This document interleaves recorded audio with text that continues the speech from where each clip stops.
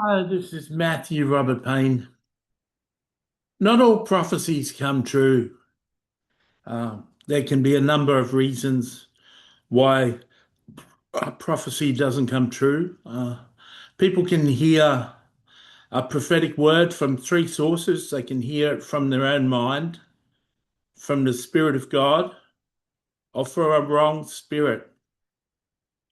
And someone who's done about 10 to 20,000 personal prophecies myself, I can tell you that it's very hard to distinguish which spirit is speaking when you're prophesying, whether it's your own spirit, whether it's the Holy Spirit, or whether it's a demonic spirit. And I can tell you that from real experience.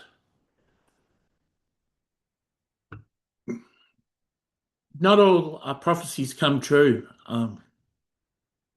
If it come from a demonic spirit, there's a good chance it won't come to pass. Although it can be, so people with the Jezebel spirit can prophesy correctly. Satan can prophesy correctly. If it comes from your own flesh, from your own spirit, there's a good chance it won't come true if it's talking about the future. But if it comes from the Holy Spirit, there's a good chance it'll come true. I had between 50 and 100 people prophesy over my life that I'd become an international speaker and be an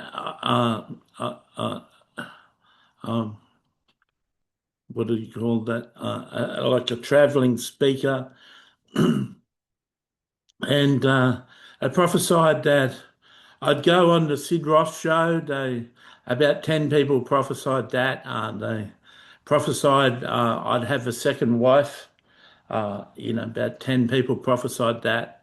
And about 50 to 100 people prophesied that I'd have an international ministry teaching people the prophetic, doing prophetic schools,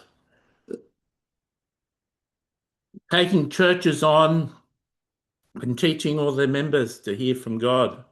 Um, I had a lot of prophecies about that, and it simply didn't come to pass. In one of my books, uh, uh, that I was having a conversation with God called Conversations with God, Book 3, which is one of my published books.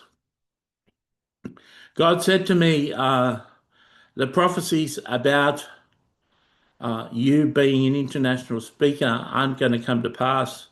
They were false prophecies, and we allowed those false prophecies to give you hope, to give you a hope in your future.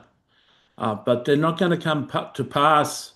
I want you to be a friend of mine. I want you to be a personal friend of mine. And if you're busy doing all those things, you wouldn't have the time to be my friend. So um, I was talking about that subject with a girl, with a woman in South Africa, and I was saying how I was disappointed that the prophecies hadn't come to pass. And she reminded me that God had said it in Conversations with God, Book 3.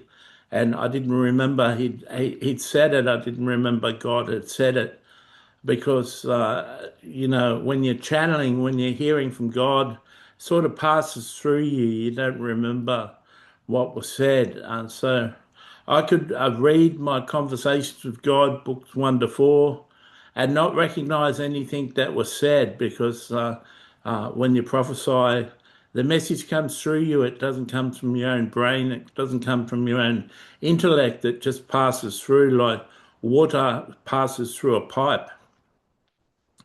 So I had no memory that God had said it to me in that book, and I went back and read it in that book, and I was surprised. And currently, I am God's friend. Currently, I am ministering each night, doing a prophetic word, bringing a message from a saint, or bringing a message from God, from heaven. 5 days a week, we on my channel, we interview a saint from heaven and a co-author of mine, Tolu Sarah Johnson, does the interview, comes up with interview questions, and she's inspired by God's people, like people that work with us, inspire her besides the Holy Spirit on what questions to ask. And the saint speaks through me on weekends.